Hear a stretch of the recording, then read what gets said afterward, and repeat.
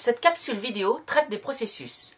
Nous verrons tout d'abord ce qu'est un processus, puis ensuite comment lancer un processus, qu'est-ce qu'un processus en avant-plan, en arrière-plan, qu'est-ce qu'un signal, comment envoyer un signal à un processus, quelles sont les propriétés d'un processus, et tout au long de cette capsule, nous verrons quelles sont les commandes Unix utilisées pour gérer les processus.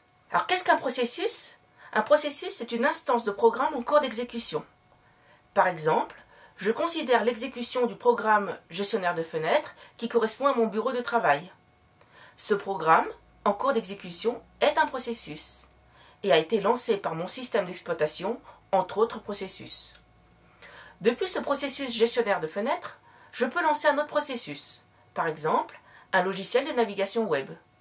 Ensuite, un terminal externe, qui va lui-même lancer un processus nommé bash. Je peux également lancer le processus éditeur de texte et un processus lecteur vidéo, ainsi qu'un autre terminal externe qui lui-même lancera le processus bash. Voilà, j'ai lancé tout un tas de processus et vous voyez au travers de cet exemple qu'à partir du moment où je demande à mon système d'exécuter un programme, c'est un processus que je lance. Un processus est une instance de programme en cours d'exécution.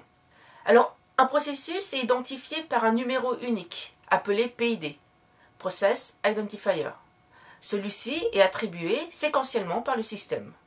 Un processus est également identifié par son nom, qui correspond au nom du programme, et à un propriétaire, c'est-à-dire l'utilisateur qui a lancé ce processus. Lorsque le système d'exploitation démarre, le processus init de PID1 est lancé. C'est ce processus qui est l'ancêtre de tous les processus. Il démarre avec le système d'exploitation et se termine lorsque vous arrêtez votre système d'exploitation. Ce processus init, qui est le premier lancé par votre système d'exploitation, va ensuite lancer tout un tas d'autres processus. Des gestionnaires de swap, des commandes de vérification de système de fichiers, de montage, d'autorisation de connexion utilisateur, de services d'impression, d'activation du mode graphique, etc. Ces processus système lancés au démarrage du système vous seront présentés dans le module d'administration système. La création d'un processus depuis un autre processus se fait par ce que l'on appelle un fork. Ainsi, à partir du processus init, il y a eu un fork pour créer le processus Xorg, Xorg étant un logiciel permettant de gérer l'environnement graphique sous Unix. Ensuite, depuis ce processus Xorg de PID12, il y a eu encore un fork pour lancer le gestionnaire de fenêtres GNOME, qui a obtenu, dans notre exemple, le PID 100. Puis, depuis ce gestionnaire de fenêtres, l'utilisateur a lancé un terminal navigateur web, Firefox. Une fenêtre terminal externe, et dans cette fenêtre terminal, le shell bash a été lancé. Un programme d'affichage de l'heure est lancé, et depuis le shell, l'utilisateur lance la commande ls. Ce processus s'exécute, affiche les fichiers contenus dans le répertoire et se termine. Puis, la commande mkdir est exécutée. Le shell réalise un fork, exécute la commande mkdir, c'est-à-dire créer un répertoire, et se termine. Ensuite, l'utilisateur depuis son shell lance l'éditeur de texte gedit. Là encore, nouveau processus, puis une compilation avec GCC. Enfin, l'utilisateur lance son programme depuis son shell. Là encore, le shell crée un nouveau processus par fork dans lequel le programme utilisateur sera exécuté. Voilà, vous voyez tous les processus qui ont été lancés et qui se sont terminés et ou qui ont travaillé en parallèle. À un instant donné, par exemple à l'instant représenté par la ligne rouge, plusieurs processus s'exécutant simultanément, ici init, xorg, gnome, firefox, clock, xterm, bash et mkdir, sont exécutés simultanément. Cette capacité qu'ont certains systèmes à gérer plusieurs processus, plusieurs tâches simultanément, est appelée multitâche. De nos jours, la plupart des systèmes d'exploitation sont multitâches. Comment lancer un processus, c'est-à-dire comment faire créer un nouveau processus par un fork depuis un autre processus, souvent par son shell? Alors il suffit simplement d'exécuter un programme. Ce programme peut être une commande, par exemple ls. En tapant ls depuis mon shell bash, mon processus bash a créé un processus fils qui exécutera la commande ls, qui fera ce qu'elle a à faire, c'est-à-dire afficher le contenu du répertoire. Une fois le processus terminé, ce processus meurt et disparaît. On peut aussi lancer un logiciel, par exemple un logiciel installé, par exemple un jeu de mahjong. En tapant cette commande depuis mon shell bash, mon processus bash crée un processus fils qui exécute ce programme. Un processus peut être également un programme que l'on a soi-même créé, par exemple prog. En tapant /prog depuis mon shell bash, mon processus bash crée un processus fils qui exécute mon programme. Lorsqu'un processus est lancé depuis un shell en avant-plan, le shell fait un fork pour lancer le programme et attend que le programme se termine pour rendre la main. Ainsi, vous voyez que si je lance gedit depuis mon shell, tant que celui-ci n'est pas terminé, je n'ai plus la main sur mon shell. Voyez, toutes les commandes que je tape sur mon shell ne sont pas prises en compte. C'est seulement à la terminaison du processus fils que je peux reprendre la main.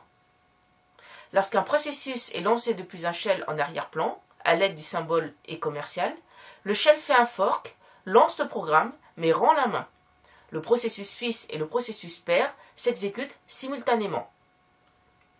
Si je lance à présent gedit avec le symbole et commercial, non seulement gedit fonctionne, vous voyez, je peux éditer, mais j'ai également la main sur le shell appelant. Vous voyez que là, je peux exécuter dans mon shell la commande ls par exemple. Lorsqu'un processus est lancé depuis un shell avec exec, le shell remplace son propre code d'exécution par le programme appelé. Ainsi, si je lance exec gedit, l'exécution de mon processus shell a été remplacée par celui de gedit. Gedit a pris sa place.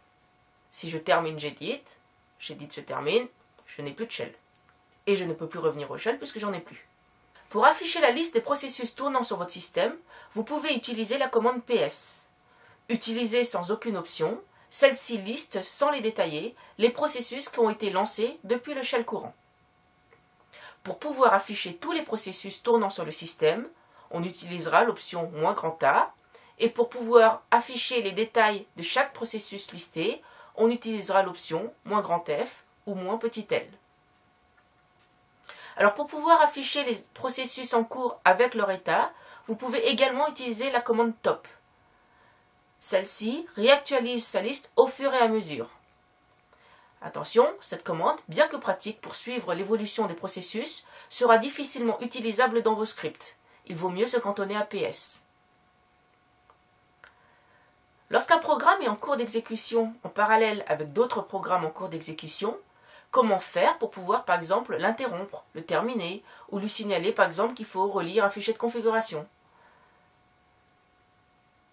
Ceci alors que ce programme, ce processus, est en pleine exécution. Pour cela, il existe ce qu'on appelle des signaux. Lorsqu'on envoie un signal à un processus, le processus en cours d'exécution va recevoir ce signal et suivant la nature de ce signal, par exemple arrête-toi, termine-toi, continue, meurs, ce processus exécutera ce qui a été prévu par le programmeur pour ce signal. Vous pouvez obtenir la liste des signaux disponibles en tapant la commande kill-l. Parmi tous les signaux, voici les signaux les plus courants à connaître. Alors SIGINT et SIGTERM permettent de terminer proprement un processus. Par défaut, un processus recevant le signal SIGTERM numéro 15 ou SIGINT numéro 2 se terminera. Mais il se peut que le programmeur ait prévu d'ignorer ce signal ou à la réception de ce signal sauvegarde les données ou demande à l'utilisateur de confirmer, etc. Néanmoins, en général, le programmeur prendra bien soin de prendre en compte ces signaux en terminant proprement le programme à leur réception. SIGSTOP, quant à lui, interrompt sans le terminer le processus. Le processus existe toujours, mais est arrêté, et ne reprendra qu'à la réception d'un autre signal, qui est le signal SIGCONT. SIGKILL, quant à lui, est un signal qui est non interceptable par le programmeur. Ainsi, lorsqu'un processus reçoit ce signal, il se détruit. Pour envoyer un signal à un processus, il faut utiliser la commande KILL, suivie du numéro de signal et du PID de processus à qui envoyer ce signal. Alors comme son nom ne l'indique pas, KILL ne tue pas le processus, mais lui envoie simplement un signal, qui peut être éventuellement un signal de destruction. Par exemple, je lance un processus gedit un processus Firefox et 3 processus X-Eyes, qui sont des processus qui affichent des yeux. Je récupère leur PID par PS. Les voilà. J'envoie un signal de terminaison à Firefox. Le voilà qui se termine. J'envoie un signal stop à Gedit. Vous voyez qu'il n'est plus actif, je ne peux plus rien faire avec. J'envoie un signal compte à Gedit. Vous voyez qu'il est à nouveau actif. Alors la commande kill all permet de réaliser la même chose, mais en spécifiant un nom de processus plutôt qu'un PID. Attention, si plusieurs processus portent le même nom, ils recevront tous ce signal. Par exemple ici, j'envoie un signal terme au processus nommé X-Eyes. Vous voyez ici qu'ils ont tous reçu le signal et se sont tous terminés. Des raccourcis comme CTRL-C permettent d'envoyer le signal int au dernier processus lancé en avant-plan. Ainsi, si j'ai lancé GNOME Mahjong et que je tape CTRL-C, il reçoit le signal et se termine. Le raccourci CTRL-Z permet d'envoyer le signal stop au dernier processus lancé en avant-plan. C'est très pratique si on a oublié d'écrire le « et » commercial permettant de le lancer en arrière-plan. Ainsi, si j'ai lancé Gedit en avant-plan et que je tape CTRL-Z, il reçoit le signal stop et s'arrête. Il n'est plus actif. Comme j'ai repris la main sur mon shell, je peux utiliser la commande BG qui passe en arrière-plan le dernier processus lancé. Et voilà, j'ai la main sur mon shell et sur Gedit. Autre chose, je tape FG qui remet en avant-plan le dernier processus lancé. Je n'ai plus la main sur mon shell, mais je l'ai sur Gedit qui est en avant-plan. Je tape CTRL-C pour le terminer. Enfin, maintenant qu'on sait qu'on peut envoyer un signal à un processus, par exemple pour le terminer, il faut nécessairement un système de droit, pour éviter qu'un utilisateur ne s'amuse à détruire les processus lancés par ses camarades, par exemple.